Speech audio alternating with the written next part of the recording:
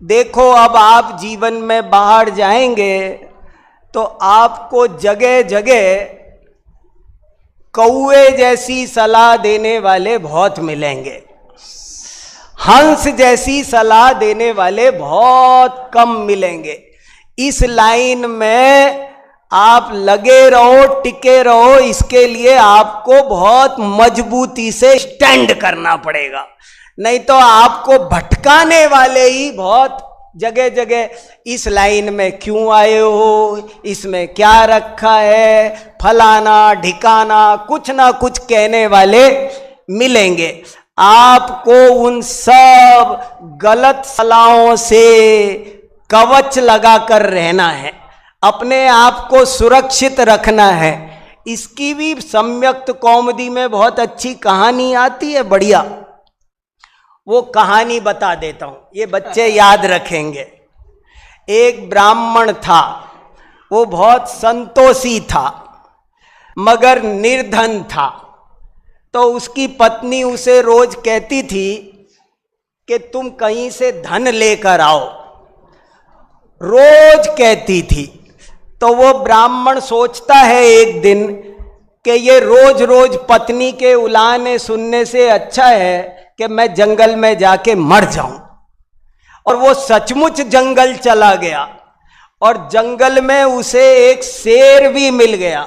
वो उसे झपटने वाला था, लेकिन जब ही झपटने वाला था तभी पास में पेड़ पर एक हंस पक्षी बैठा था और उस हंस पक्षी ने कहा कि रुको रुको मृगराज, रुको एक मिनट, ये क्या कर रहे हो, जानते नहीं हो तुम किसको मार रहे हो? अरे ये ब्राह्मण देवता हैं, कई जन्मों के पुण्य फले तब इनके दर्शन मिलते हैं।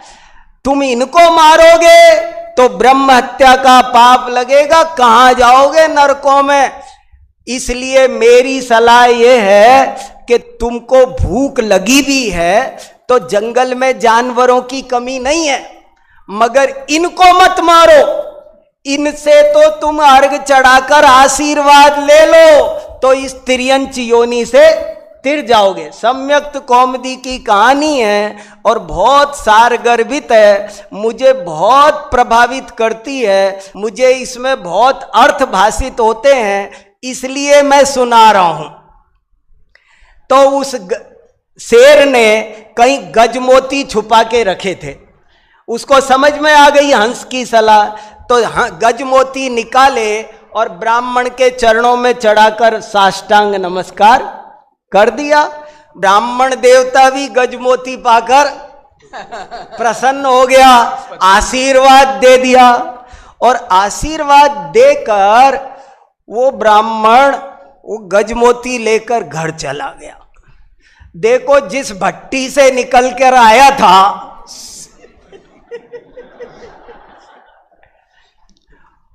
वो उसमें फिर चला गया। अब वहां गया तो क्या हुआ, थोड़े दिन बढ़िया बढ़िया कपड़े, मटर पनीर की सब्जी, खीर पुआ, हलवा बनने लगे। वो आनंद से खाया पिया, लेकिन वो कुछ कमाता तो था नहीं। कितनी भी संपत्ति हो, जो खुद नहीं कमाते हैं उनकी एक दिन छीण हो ही जाती है। तो उस ब्राह्मण के वो सारे गजमोती भी एक दिन धीरे धीरे खत्म हो गए। तो पत्नी बोली कि फिर से जाओ ना और लाओ ना। वो फिर चला गया जंगल में।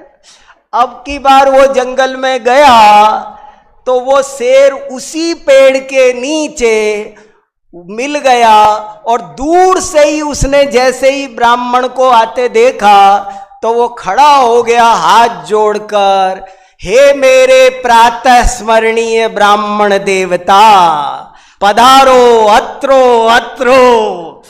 अरे धन घड़ी वो धन दिवस योई, अरे मेरा वो धन्य दिवस था जब आपके उस दिन दर्शन मिले थे।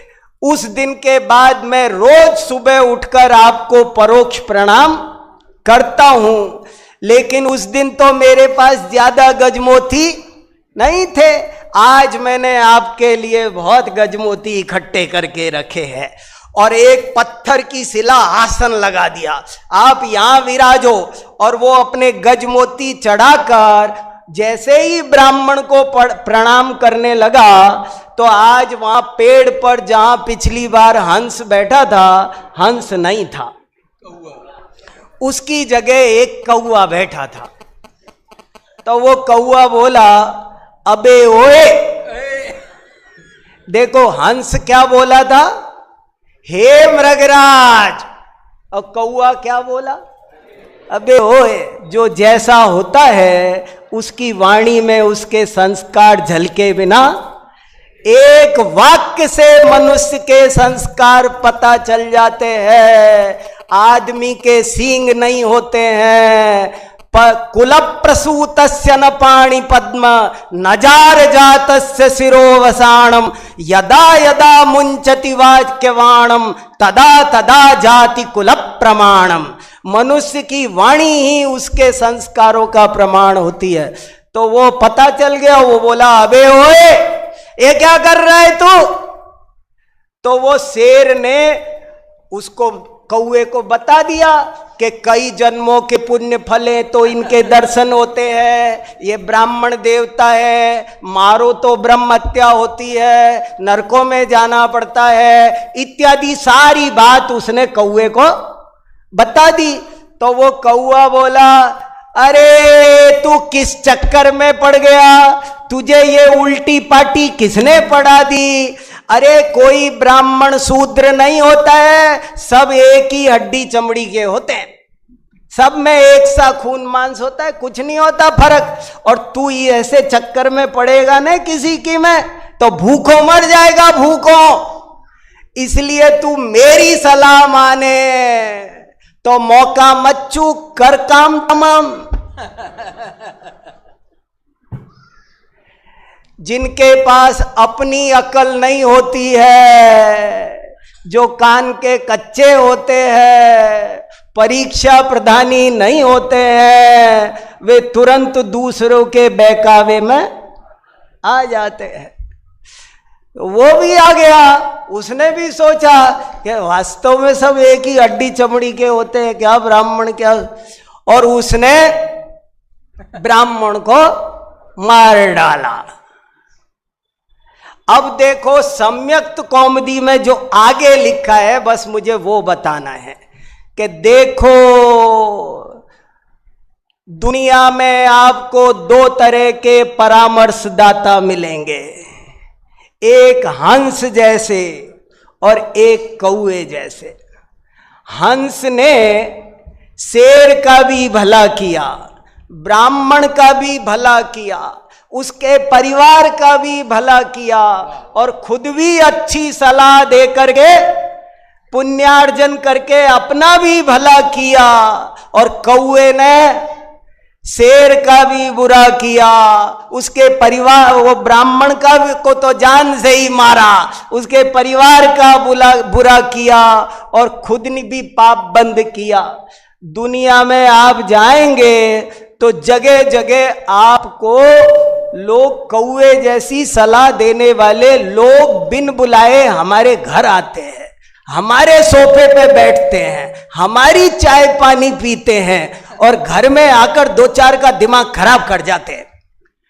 गाड़ी बदल लो, एसी लगा लो, सोफा कर लो, शेयर का काम कर दो, आईएएस बन जाओ। मुझे बहुत लोगों ने बहुत लंबी लंबी सलाह दी है, मैं सब बता आपको इस ज्ञान आराधना से च्युत करने वाले बहुत मिलेंगे।